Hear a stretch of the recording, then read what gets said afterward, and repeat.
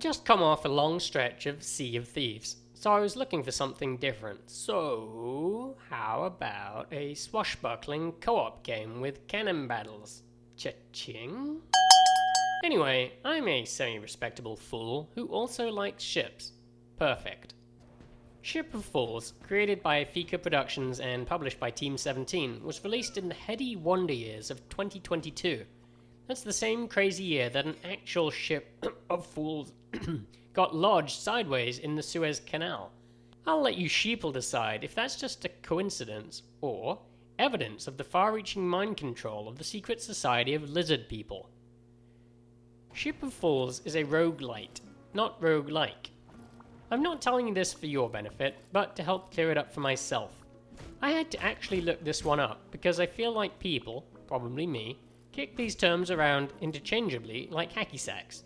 So let the mansplaining begin. You see, a roguelike is a game that is like the museum piece Rogue, which came out in the primordial year of 1980.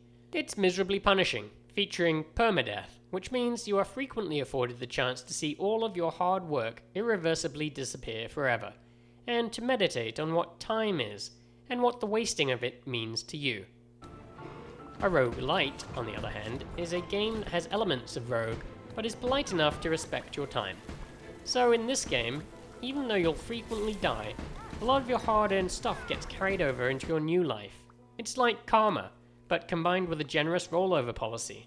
As in, when you reincarnate, you'll come back with your house, your car, your dog, and your scratch and sniff sticker collection. So Ship of Fools is essentially a type of hybrid, and we all know how cool those are. At first glance, I thought this was another game from Clay, those fine upstanding devs behind the Don't Starve series. Then, at glances number 2 through 14, I thought the same thing again. The most charitable thing you could say is that the art style of Ship of Fools is an homage to Don't Starve.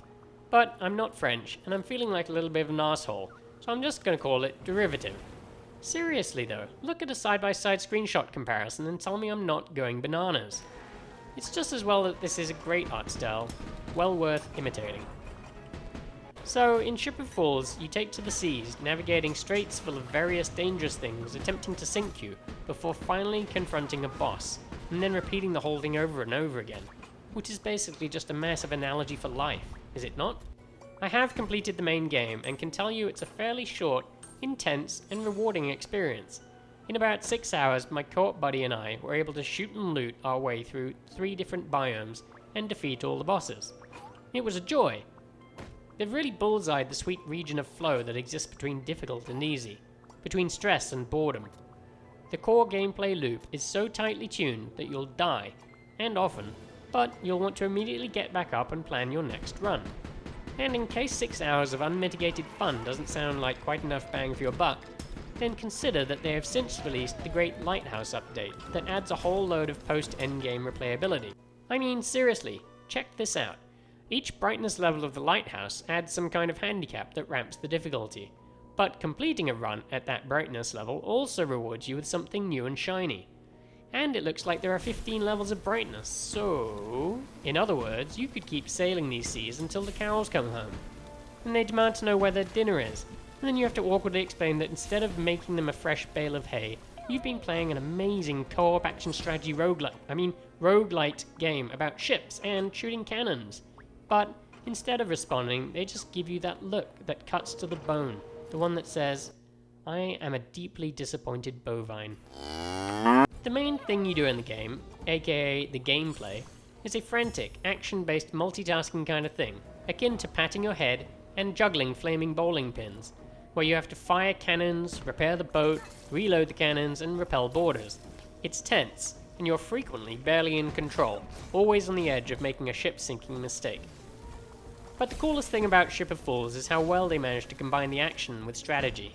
It's a game that makes you think a lot in between all the frantic button mashing.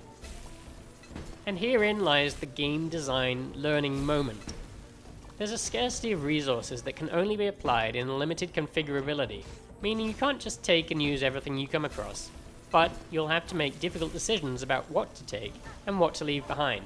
And it's these impactful decisions that make the game endlessly interesting, and a whole lot of fun to play.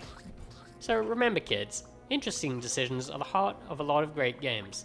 I wish I could have been the one who came up with that, but it was that other guy, who made some other game. There are a lot of things in Ship of Fools, and they all do different things. Half the fun is figuring out what all the things do.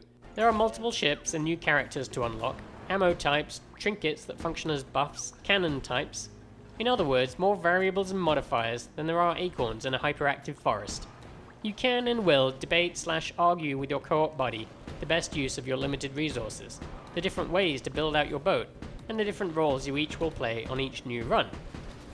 This massive matrix of possibility ensures that even though the game is pretty repetitive, no two runs will ever feel the same. What's more, you'll frequently switch up your strat, and as that strat proves successful, and you move to the next level, then the game throws something new at you and completely undermines that strat, requiring you to, you know what, here's a flowchart instead. So here's the thing. People frequently talk about content and hours of gameplay, but there are smart ways to scale up playable content without having a AAA budget and a development team the size of a humanitarian aid organization. Ship of Fools feels like a larger game than it is in the way it creates a giant possibility space, and how it creates novelty value from the intelligent reuse and recycling of elements. And that, dear viewers, was the golden nugget of wisdom at the heart of this turd burger. So if for some reason you're still watching, now would probably be a good time to stop, as it's all just downhill fart jokes from here on. As if the massive implied possibility at the core of Ship of Fools wasn't enough, there's a whole extra layer too. In between each battle, as you sail your merry way towards the boss, you're given a map. The map is formed of hexes. No, not the voodoo curse type of hex, but the six-sided polygon type.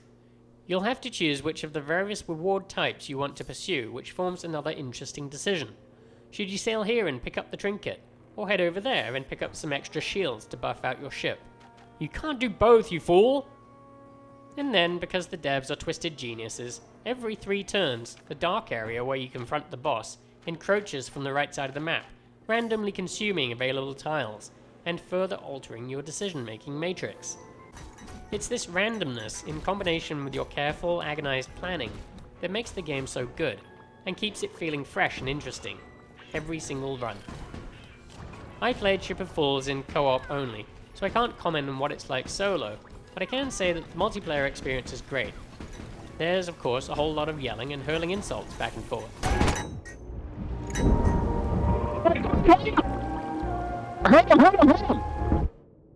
Oh, fuck. You can accidentally on purpose hit each other with melee attacks, and when that happens during the heat of an intense fight, it can really screw things, resulting in the rapid, unplanned disassembly of friendships. No? How about, better make sure your friendship is seaworthy for this swashbuckling of... Okay. Ship of Fools? More like Ship of Friends. Okay. They really should have just called this Friendships, the game. Thank you. My hourly rate is very reasonable, and you can contact me at ZenButtonNash. If you haven't already figured out my opinion on Ship of Fools, it's likely because I suck at these review things and should go back to dairy farming, or training squirrels in the art of persuasion for profit. Seriously, AI? What even are these things? Are they supposed to be squirrels? I'm beginning to think you've never seen a real squirrel before. So, embrace your inner fool and play this wonderful roguelite ship combat game that excels in co-op mode. Still not convinced? Well, perhaps just this once I'll break with my personal review policy and just leave a score instead, because we all know how great those are. I hereby give Ship of Fools the score of a 1 egg beater out of an 80s rotary dial telephone.